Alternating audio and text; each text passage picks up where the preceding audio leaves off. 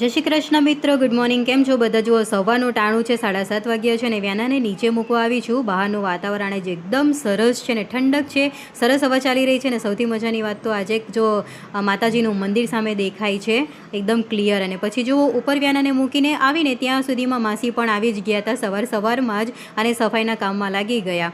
આજે મેં પંખો સાફ કરવાનું વિચાર્યું હતું કારણ કે આપણું ઘર રસ્તા ઉપર જ છે ને એટલે વારે વાર સાફ કરવું જ પડે છે, ઝાડ આવી જ જાય છે. માસી પંખો સાફ કરી રહ્યા હોય ત્યાં સુધીમાં મેં મારું બીજું કામ કરી લીધું. મારે નાવાનું પણ બાકી જ હતું તો એ મારે બધા કામ પતી ગયા હતા. અને જો પંખામાંથી એટલી બધી ધૂળ નીકળી એટલે કે એટલું બધું ડસ્ટ નીકળ્યું ને પછી માસીએ પહેલાં કચરો વાળ્યો, પછી પોતું કર્યું અને પછી માસી કામ કરીને જતા રહ્યા. અને પછી બપોરે મેં પણ રસોઈ બનાવી. આજે હું દેશી સ્ટાઇલમાં રોટલા ઉપર શાક મૂકીને ખાઈ રહી છું. આજે મેં ફ્લાવર બટેકાનું શાક અને રોટલા બનાવ્યા હતા અને સવારે વ્યાના રોટલી અને શાક લઈને ગઈ હતી.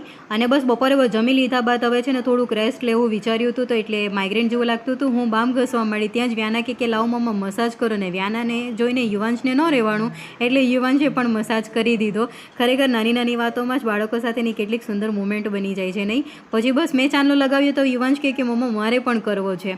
બસ એ કામ પતાવ્યું અને પછી આ મારું સ્ટીક લઈને બેસી ગઈ છું. અને જો એકદમ તૂટી ગયું છે. યુવાંશે એકવાર પછાડી નાખ્યું હશે એટલે ઉપર જે ફોન મૂકવાનું જે સ્ટેન્ડ છે ને એ જ તૂટી ગયું એટલે સાઈડમાં એને પણ બંધ કરીને મૂકી દીધું.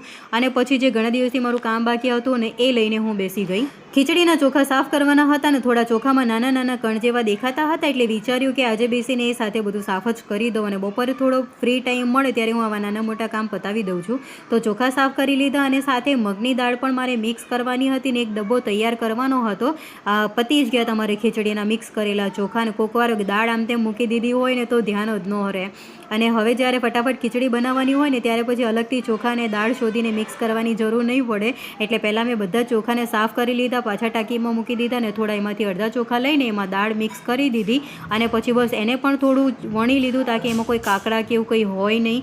એટલે દાળ પણ સારી રીતે ચોખ્ખી સાફ કરી દીધી. અને ત્યારબાદ બધા ચોખાને ખીચડીના મિક્સ કરી દીધા અને પછી એનો ડબ્બો ભરી દીધો. ઓજીન તો અચાનક ખીચડી કરવાની હોય છે ને ત્યારે શોધવું ન પડે તો આ એક મારે આસાન કામ થઈ જાય છે. એટલે આખો ડબ્બો પતી જ ગયો તો જે મેં ભરી કાઢ્યો. બસ આ કામ પતી ગયું એટલે સાંજનું ટાણું થવા જ આવ્યું હતું. ને બસ પછી મેં ઝાડુ કરી કાઢ્યું કારણ કે ધનેરા હતા ને આમ તેમ જતા ન રહે એના માટે પહેલાં તો મેં ઝાડુ કરી નાખ્યું.